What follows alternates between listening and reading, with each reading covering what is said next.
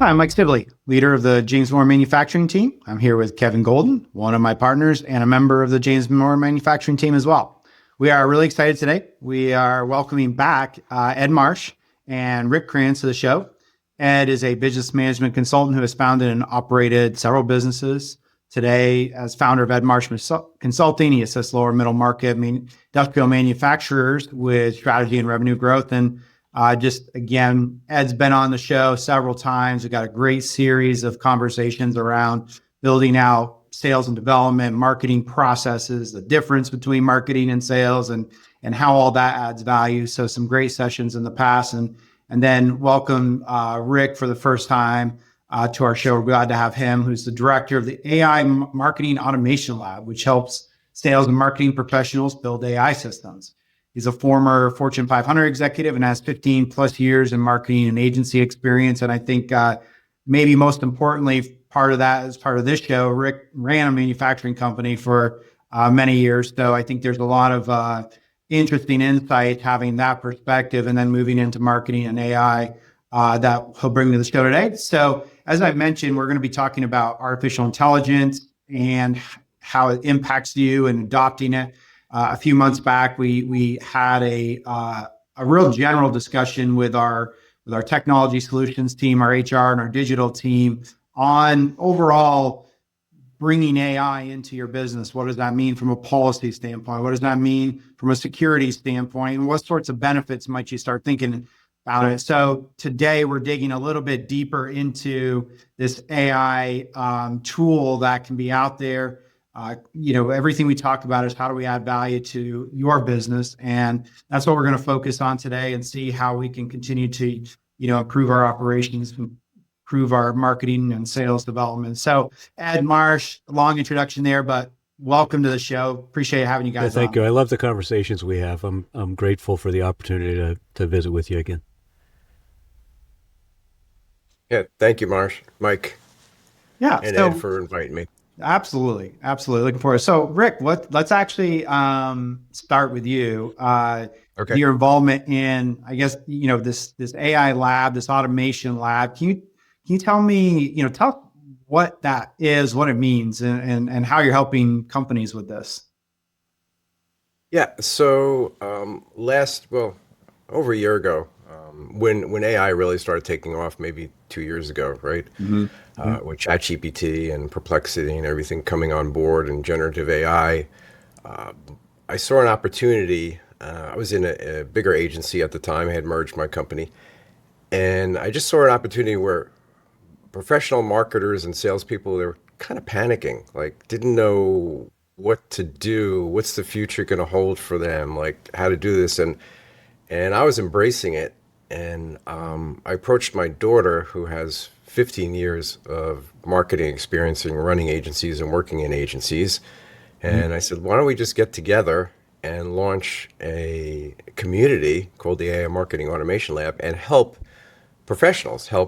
marketing professionals, sales professionals, business owners figure out like what to do with AI and also, just as importantly, like what not to do with it, right?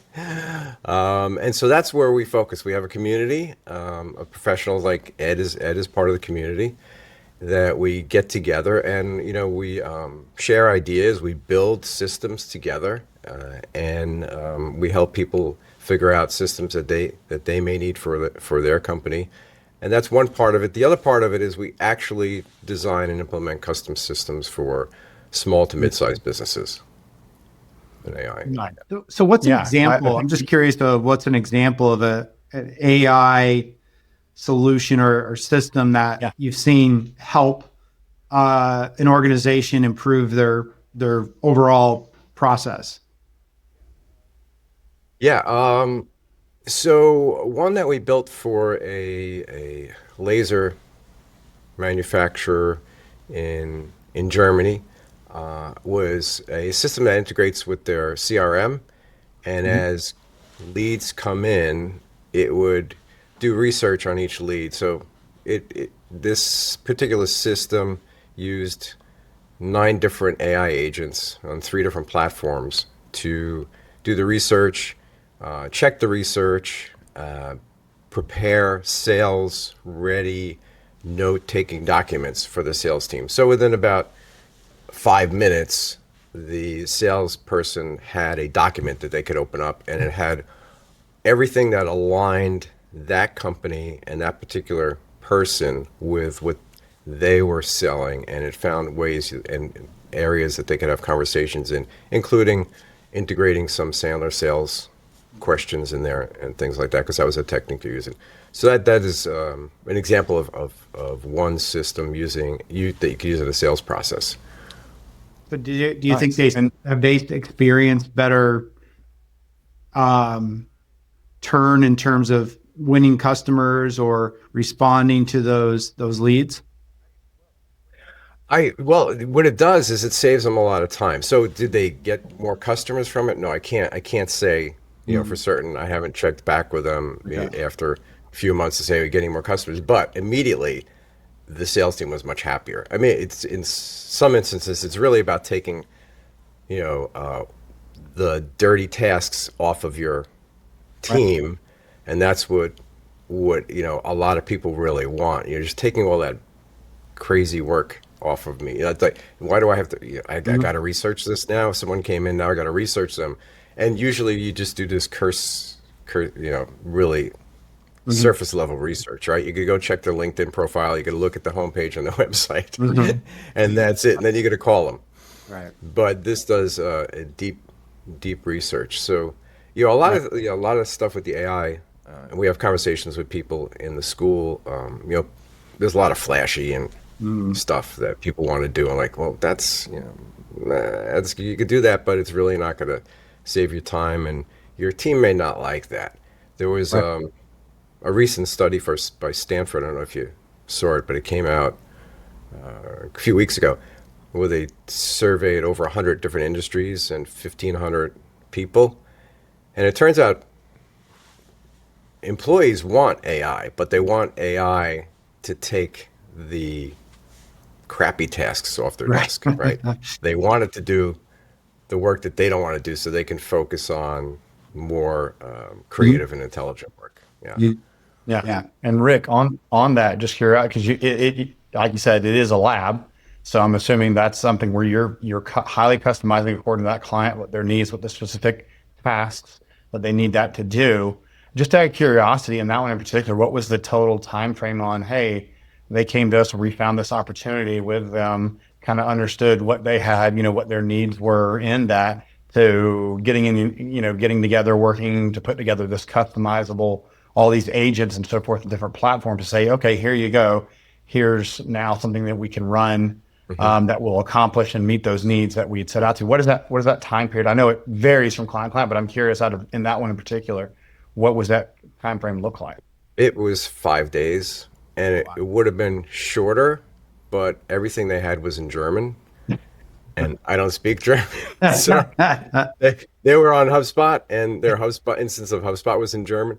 So I'd have to get on a Zoom meeting with them and like, okay, can you navigate me? I know what this should say because I'm familiar with HubSpot, but is that what it means? Yeah. So some of these systems can get up really quick. Right. Oh, yeah. No, that's awesome. That's awesome. Well, that's pretty impressive, especially for being in German. So there you go. Now let's talk about, with every single new technology, new age of technology, I should say, in history, right? The rate at which it changes has increased dramatically. And in the age we're in, especially with AI, that's no different. Changing all the time, faster than ever, right? For the better, hopefully. So really, it's hard for, unless you're in that space, like probably you are, working in your lab, working with the clients all the time on that, I'm sure it's hard for the average, manufacturer out there who's just, trying to make sure they've got people showing up and they're dealing with process and operations, all these other things to keep up with all those AI changes. So my question for you is, how has AI matured? And this could be for you too, Ed. How have y'all seen AI mature, and where are manufacturers currently maybe using it most? You feel they're on the cutting edge, or is it somewhere that, because of the inundation with so much at once, it's, kind of surface level at this point? I push back a little bit on the premise of that question. Manufacturers had a choice to decide if they wanted to adopt, multi-axis servo technology. And they did because it made sense for their business, and they had to learn about it and they had to incorporate it. They made a choice at some point when they decided they weren't going to have their own little in-house mill and lathe, and they were instead going to outsource to machine shops that had machining centers that could be more efficient for them. I mean, technology changes, and I don't see this as a different one, and that companies have an option to not keep up with this.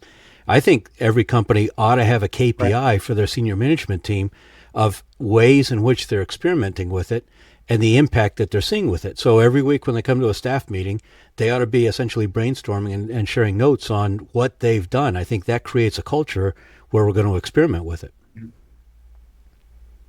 Well, I think, one of the, so working with a lot of manufacturers in our fractional CFO roles, it's been interesting. And I think, it would be interesting to see different sizes, Ed, to what different how technology is taken with the cultures of those. But you see a lot with the smaller manufacturers where they're still so busy with kind of the day-to-day stuff that, when I talk to, I've talked to some recently and they talked about, I put some engineering drawings in and it didn't really do anything. Well, that's because with some, you have to train it. It's like hiring a new person, right? They've got a certain skill set, but you got to train them to do that. And so there's still a very big lack of a understanding that like a chat GPT or something is more than just something that can help you write an email, right? There's other AIs out there, of course, you've got to look at saying, okay, what is right for us?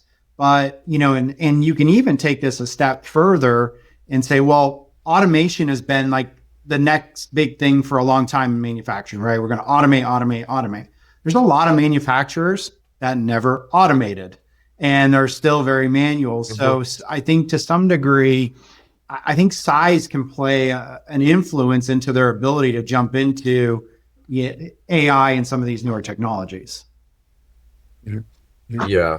I had a lot of experience working with manufacturers and trying them to help them with sales enablement, RevOps, taking on new CRMs, right? Just getting them onto the latest CRM and just traditional sales automation, like nothing to do with AI, like traditional sales automation, like workflows in HubSpot or Salesforce is, it's like you said, they're busy running their day-to-days and the industry tends to be a little bit of a laggard.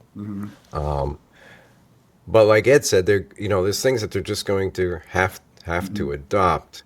And we are seeing, you see I'm going to stay focused on SMBs because if you look at the big players, they are doing some really advanced things with AI. For instance, something that's called digital twins. We love coming up with new nicknames for things. But basically, a digital twin is taking your entire manufacturing facility and replicating it inside an AI. In a virtual environment, and then letting AI run 24/7 with different scenarios so it will make improvements to your manufacturing process. It's not a simple thing to do. It's not something that SMBs can really take on in that level because it's expensive. But at the end of the day, its leverage is very high. What I do see some manufacturers do, and we're working with one right now, and we're building something kind of like that. It's a bit of a digital twin. It's an AI simulation, but it simulates their buyers. So we're building a system for them that simulates their buyers and their ideal client profiles. So they are able to throw anything against this, what we call it a round table of, the 8 or 10 buyers. And each buyer has their own LLM and it has their own personality and they're trained on, on the very specific details of who they are, what industry they're in. Right. And so they can throw questions against them like, oh, we're thinking of launching this new service, and get feedback. Oh, here's our sales proposals. What don't you like about this? Here's our web page on this. Can you give me some feedback? So it works for the marketing department. It works for the sales department. Even operations can throw things against these. So that's kind of an advanced way of using AI that a lot of people aren't thinking about yet is modeling, right? And that one's easy, and it's an easy lift for small businesses and small manufacturers to use because it doesn't cost a lot to build that, and it doesn't really take any of their time, right? Well, I So think we're seeing things. I was just going to say, I think that's a great point. Is that what you're seeing is a business problem that, or a task that can be used, and it's not just a matter again of going into a chat GPT and typing in one prompt and saying you're going to solve all. You're still building something. You're using a system to build something that's going to help you solve or make you a little bit better. And I think that's one of in my mind, it's one of the next steps is educating yourself on, okay, what does it mean when we talk about AI? And it's more than just a chat GPT prompt. It's looking beyond that. It's how can we use AI to solve business problems? And Rick, that's what it sounds like you're really I looking gotta at there. put in kind of promo for the lab. The thing that I think is really cool about it is that I'm not a coder. I'm not a developer. I'm reasonably technically savvy, but I signed up for Replit. I built a couple things, and I couldn't get any of them to work because there is so many different check boxes, and you got to have the HTTPS in this place and not in another place, and all this kind of stuff that I don't have time or the aptitude to worry about. But the beauty is, you go to the lab, Right. and they'll troubleshoot it with you, and I think there's a real opportunity for potentially board directors, senior executives, people that have no business in the guts of coding small apps for marketing and sales, but it's a great opportunity for them to just develop some awareness about the capabilities and what's involved in doing it so that they can, I think, better manage, because they're going to generally understand the scope and the complexity or the lack of complexity. So they'll be able, I think, to visualize much better how it can fit into the company. Sure. Yeah, it's a good point. Rick, you've mentioned your manufacturing background a couple of times. We mentioned in the introduction. You mind giving us a little bit more? Just tell us a little bit about that. And I guess you've seen technology changes in that. Maybe describe that a little bit, just to help maybe our listeners and viewers to get a little bit more background into the manufacturing side of things for perspective. Yeah, I'm gonna date myself though. Right? That's okay. When I started this firm with my partner, Goldmine was the CRM of choice at the time. So we were focused in the movie theater industry. Then we moved into the quick serve restaurant industry. We grew it from one client that helped us start it to over 700 repeat clients. And I really took to automation at that point in time. I migrated us from Goldmine to Microsoft Dynamics when that came on board. And that really allowed us to automate everything. We connected every department. We were a custom manufacturer. So we had, besides having a 5-person sales team, we had admin, and then we had a 5-person design art department, and we had a print department, we had an assembly department, and a shipping. And we used Microsoft Dynamics to automate everything, and we had plasma screens on the walls, because that was the thing back then, plasma screens. Because the biggest problem that we had at that time, and still we see this with a lot of manufacturing firms, especially the ones that do custom work, is communication. That was the thing that stopped everything, like knowing where something is when it's custom, going from the sales department gets a call like, where's my order? And then they got to run around the building to find out like what's going on with that order. Oh, it left the art department, so they go to printing. Oh no, we printed it already, and go to assembly. Or why are you not assembling it yet? All right, this type of thing. So we solved that with integrating Microsoft Dynamics even into our ShoreTel phone system at the time. So it was a lot of fun because I was a nerd, and so was my CFO. She loved programming, and then we had support from our Microsoft integrator too for the hard stuff, like we got to install this software in the closet because we need that to do this. So that was my background, which now I'm back there again, right? And but the cool thing with AI is, back then you had to do an if then else, Right. and you could only have so many branches, and if you ran into something where there was no way to define what the if thens are going to be, And also, you couldn't do it. I mean, at that point, Now you were restricted to automation. now we move beyond automation to agents. So you don't have to anticipate every situation yourself and provide the ladder logic for what it's going to do. You can say, hey, here's the way I want you to look at it. You give me the output. Well, as long as you're not the whatever that airline agent was that started giving away like free seats and things like that. So I guess make sure it's well tested. Right. Yeah. I think it's, what I like that we've been talking about is, again, what can those tools do for you, but how can it reshape your thinking and help you creatively think, act, do, be more informed, as you mentioned earlier, Ed, from, I think, the board position, something like that.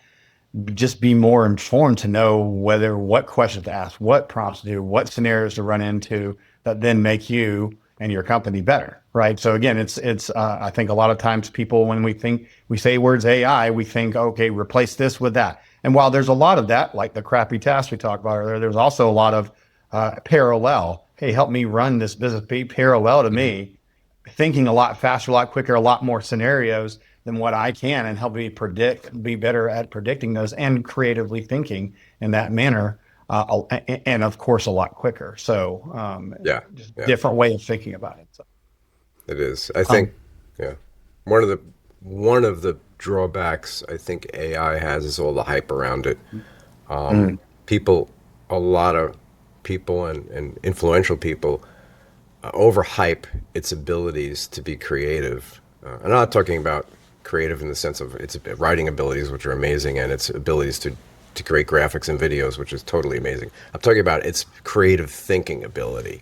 If I had $1 for every time Gemini said to me, "Oh yeah, Rick, that's a better way to do it," well, while it's helping me do some programming, I wouldn't be rich, but I would have several $100.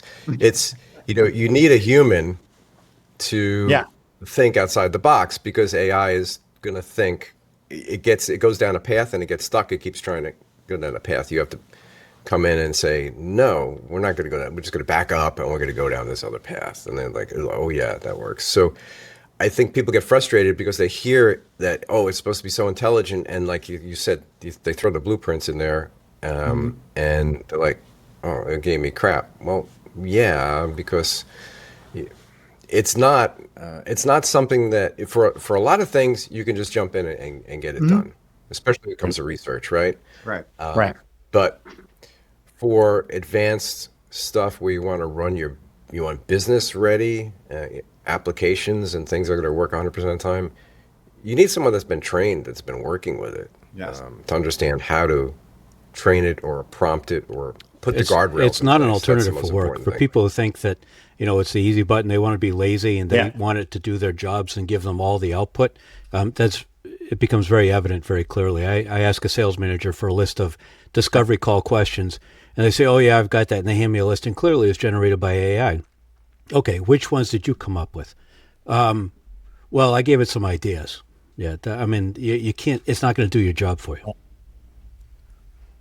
Yeah. In some cases, that's a great point, because in some cases it's great maybe to get your thought process rolling, right? To help, maybe you got writer's block, or like, hey, I don't even know where to start with this, and you get something and it frees up your mind to say, okay, now I can take this and make it into something that or works to test. For me. What did I maybe forget in this scenario, or how would I have asked this differently, or those kinds of things. It's good to prompt the thinking. Right.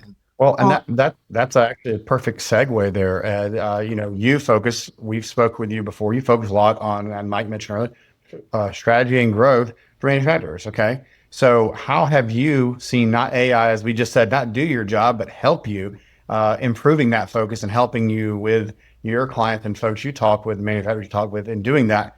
And how are you implementing that within manufacturers, as far as, you just mentioned a salesperson there. What opportunities in there do you see that you're going and speaking with clients about? I'll give you an example. What does it cost to have a lower or middle market manufacturer put a salesperson on the road and go have an initial discovery meeting with a prospect? I'm going to pull a number out of the air. You gentlemen probably know on average, I'm guessing a couple $1,000 by the time you pay travel and time and all that kind of stuff. It's not an insignificant number. So, Yeah. so let's say it's a couple $1,000, and let's say that the typical rep goes into that meeting having done very cursory research, as Rick mentioned, maybe looking at a LinkedIn profile, maybe looking to see in the first party intent data in their marketing automation system, maybe what pages somebody from that website has visited, maybe looking to see if they did some quotes to them in the past. And that's typically the extent of the research. And they go in, tell me about your business. It's a really dumb and lazy way to start a meeting, as buyers are more and more discriminating about the salespeople they want to talk to. 85% of buyers say they don't even want to talk to a sales rep. So if we're going to overcome that hurdle, we have to be really good. So a great example, if you're making a $2,000 investment and your people are doing a mediocre job right now, let's improve the pre-call research. Let's make it so easy that they go in with amazing insights into the way that company makes, in the world I live, a lot of it's capital equipment purchasing decisions. Let's understand what their growth rate is, when the last time they had a facility expansion was, what press releases we see from vendors around the internet announcing they recently bought equipment. Let's even, if we can, access databases and see about UCC filings to see whether they, finance equipment when they buy it. Let's figure out how we can get into the Secretary of State's website for the state where they are and look at an annual report and see who's on the board of directors. Because if it's a material capital equipment acquisition, it's probably going to at least appear before the board for a rubber stamp, if not for discussion. Let's understand their history and each of the key decision makers that are involved, all that kind of stuff. And with a good prompt, you can have that back in a matter of a few minutes. Then, as Rick says, you can actually take it another step, take your sales methodology. We've talked before about methodology and process and playbooks and all that kind of stuff. Have it take your methodology and propose specific angles of how you would ask questions that might take you from the point where, instead of just talking about what you do or what they do, finding the intersection between the two of them, how what you do can contribute to their strategic initiatives, or how their buying history in the past creates some potential barriers for them making a purchase of what you do, and why you'd want to ask some questions around that to understand up front. I think on the marketing side, we can look at the lazy part where people use it as their brain and get themselves in trouble. And that would be to use the AI to create your buyer persona for you. On the other hand, if you follow a solid process of qualitative research, you create the buyer personas correctly, and you build the roundtable like Rick is talking about based on that solid first party qualitative research, you do recorded interviews, you feed that in so they learn all about it, they understand what's going on, and then you use that to provide feedback on the marketing that you're thinking about creating, or say, what could we do differently for our trade show booth? Here's a picture of the booth. Here's the round table. Tell us what we could do differently so that it would be more appealing or more arresting for people walking by. Those are examples of the places where it doesn't require a huge leap from where people are right now in order to use it and make a big difference. Right. Those are all great points. And what I love about that, Ed, is, again, it takes it from, hey, I'm going to go meet with XYZ company. Give me a script to talk to them about. And that's, okay, great. I got 10 questions here. I can go talk to them about that. May or may not be relevant to your point of, or some of them might be, who knows? And, so you go in there and you start off this meeting, and it's, like everybody these days, anytime, we're meeting with someone or someone's meeting with us, there's only so much time, and you got to get right there as fast as you possibly can. And, I think that's where taking this to another level, but that requires some understanding beyond, again. And I think that we're getting back to SMBs, to Rick's point, is there's just a very only basic understanding of truly what these tools, I'll just call them tools because they're tools. They help supplement you in some way, shape, or form if used right, beyond, again, just writing an email or, doing some things like that. So Rick talked about Gemini. So if I had $1 for every $100 million to $300 million company CEO I've talked to over the last 3 months, and I've talked about Claude, and they say, who's Claude? I would be wealthy. There is a tremendous amount of ignorance is a harsh word, but there's a lot of ignorance about what's out there. So when you guys, both Rick and Ed, when you guys are talking to CEOs, or executives, what kind of fears or concerns are they expressing to you? And I guess maybe Ed, start with you, put you on the spot, and then hear Rick's thoughts. I think it's the stuff that we've read a lot about, the hallucinations, the guardrails, the example of the airline free tickets, those kinds of things stick in people's minds, and that's what they're worried about. I encourage them to be much more worried about people defaulting or handing their job over to AI and getting mediocre work back as a result, work that's often clearly AI generated that's going to reflect poorly on them. The other risk is, I believe, not taking it seriously. There's a little bit outside of the marketing and sales aspect, but I had a guy on my podcast, actually the episode published yesterday, I think, who he's from the Bay Area. He's had a successful exit. He's had an IPO. He's a Y Combinator graduate, and he maintains that when we talk about manufacturing enterprise software like ERP and warehouse management and MIS and MES and all that kind of thing, he maintains that he can essentially tell AI to create a bespoke ERP system, go away for lunch, come back, and it's essentially ready to go with a couple iterations and completely addresses the shortcomings that exist with every ERP implementation that is always like a root canal, that always lasts too long and costs too much. And in the end, you still have people running around with Excel spreadsheets trying to have these workaround systems. And he's saying that stuff is a thing of the past. So to the extent that he has glimpsed the future, beyond my ability with my lack of technical chops to do so, if that's reality, then the enormous risk is to somehow pretend that this is a question of whether or not I use Microsoft Clippy to help me read my emails faster. Right. Right. Yeah, Rick, any thoughts on that? I missed my Clippy. I'm sorry, Mike. No, any thoughts on, what you're hearing in terms of concerns or fears? Yeah. Well, generally, CEOs that are fearful won't talk to me, because we're all about AI automation, right? Right. But in the past, it was RevOps, and then I was talking to CEOs, and they were fearful about their ERP connecting and everything like that. So I would say, though, there is a general there's certain segments that they don't want to, and I respect this. They don't want to let go of people they don't have to let go, right? And I think that's good.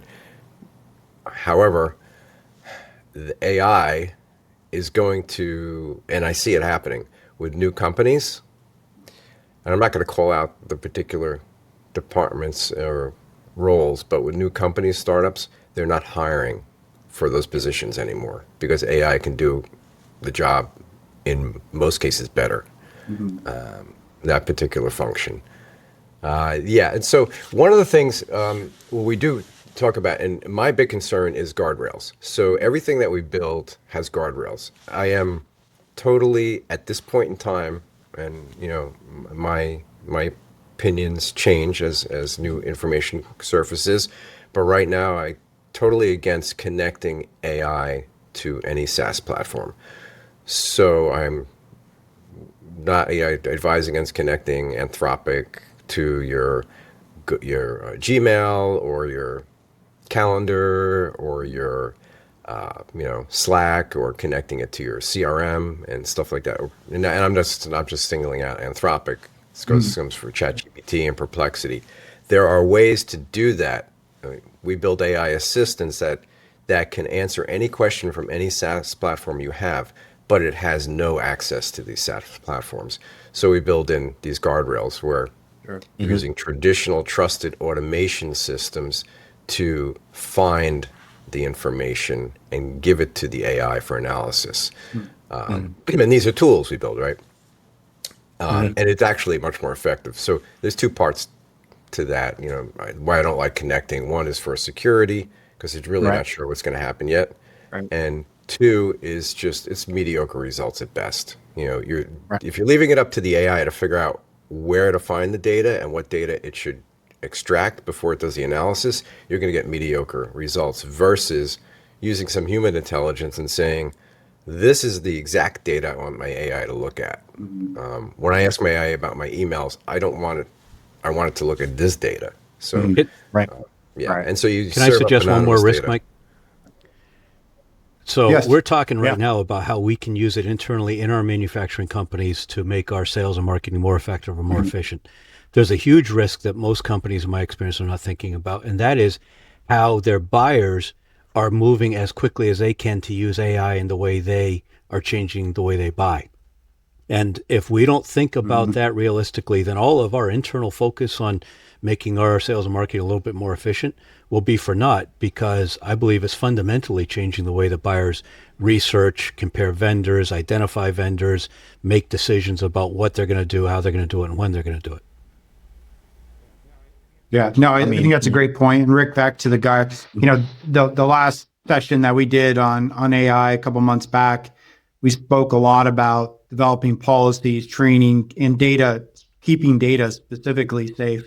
Last thing you need is your employees taking some confidential IP thing and throwing it out into a general LLM somewhere and thinking they're going to get, something, who knows. But, the other thing that comes to mind, and you're right on startups, and you're hearing a lot of news of startups that are leveraging AI to not hire people. I hear some of the same fears of, if we adopt this AI, my people are going to be afraid because they're going to lose their jobs. And I look at it a little bit differently to some degree, that there are a lot of tasks and just repetitive things that potentially can be aided by the use of an AI system, because then that allows that person to have more capacity to take on higher level, higher and more better useful time, and leverage some AI to help do some of that. And now you're getting more capacity out of that person, which means maybe I don't need to hire as many new people coming in, or I'm creating those capacities. So go back to the salespeople. If they are not having to spend a whole bunch of time researching, getting something very solid, that probably gives them an opportunity to visit more leads or more opportunities. Or improve the conversion rate on those meetings to a point where it's really advantageous. Yeah. Absolutely. Yeah. Absolutely. I think you can look at it, and to a certain extent, I'm currently looking at it like say, let's take design, for example, right? You remember design before Photoshop came on. So Photoshop didn't take designers' jobs away. Designers learned to use that as a tool. Right. And AI is incredible at creating designs, but AI systems that create designs are going to be much better in the hands of an artist or a designer. They just need to learn how to use it, right? And they'll be much more productive. Correct. So I kind of see it that way. You're not going to say, "Oh, I don't need a designer anymore." Who, the CEO is going to start running designs of the company, right? Someone's got to do it. It's not, this stuff doesn't do itself. It's generative, but once it generates it, someone's got to prompt it. Someone's got to know how to prompt it. So once it generates, what do you do with it? It's like, it's not going to. Right. Well, and I think that goes back to the point I was trying to make, is that it can help you be more effective and efficient in your job and give you more capacity to do things. So that way, it's not necessarily going to replace that designer, but that designer embraces it, learns how to use it, sets it up properly, trains it perhaps. Now that person has a tool that can But that help also them. means going forward, Right.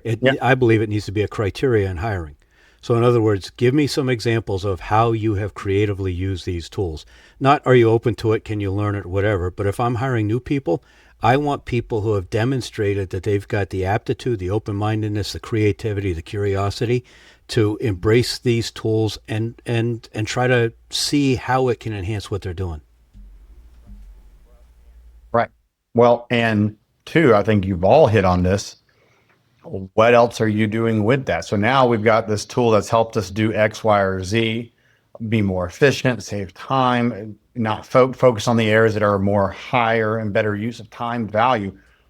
What are you doing with that time, right? So now we're talking about return. To go back to your example, Ed, okay, hey, well, someone who does that research and all that and has used those tools probably makes that more of the likelihood of landing that or that conversion rate a lot higher, right? Therefore, okay, you could see a clear ROI there. If higher conversion rate, it's worth the same investment that I'm paying, obviously a bigger return on that, right? Always not as easy as that to measure, but what have you guys seen? I mean, there's all these possibilities, all these tools, whether it's looking at someone, okay, hey, what did you do with the extra time you had? Or, hey, conversion rates and investment and dollars you put into it. Here's what we're getting.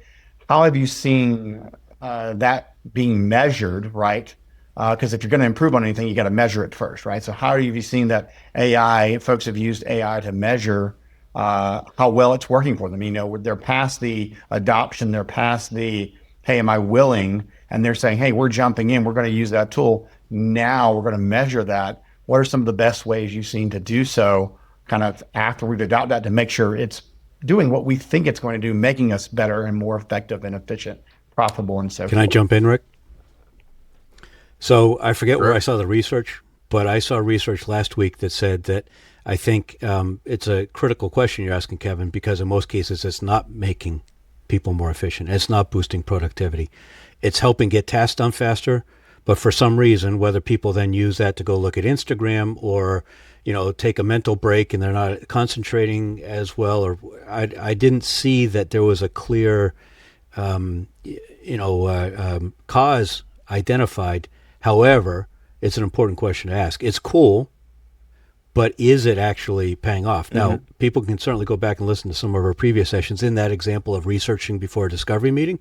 And we've talked about CRM. We've talked about sales process. We've talked about the key inflection points to track those conversion rates. And if people have built that infrastructure, then to your point, that becomes an easy metric they can compare before and after. If we were converting discovery meetings to qualified opportunities at a rate of 1 in 5 for the last 2 years, and now it's happening at a rate of 1 in 3, and we're closing those qualified opportunities at the same rate that we were before, there is a very clear ROI associated with that. Right. Right.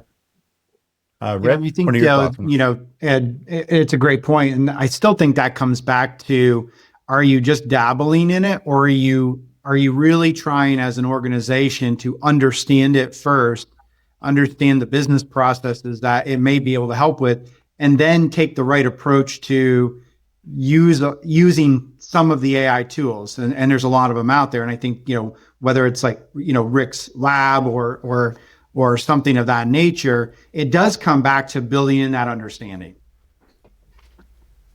Yeah. I think it's a little early on to get statistics on what you're asking, but that's eventually going to come to the surface. I could tell you anecdotally that we work with a marketing agency, and we built for them a custom content engine for their team. And he's told me, after using it for about 4 months, that the team used to spend 20 hours a week on content creation, and now they spend 2. So what they're doing with those other 18 hours, I didn't ask them. Right. I don't know. Is it a stress relief because everybody was overworked to start with, or are they just doing more? I could tell you inside of our business, because obviously we're using it all the time for almost everything.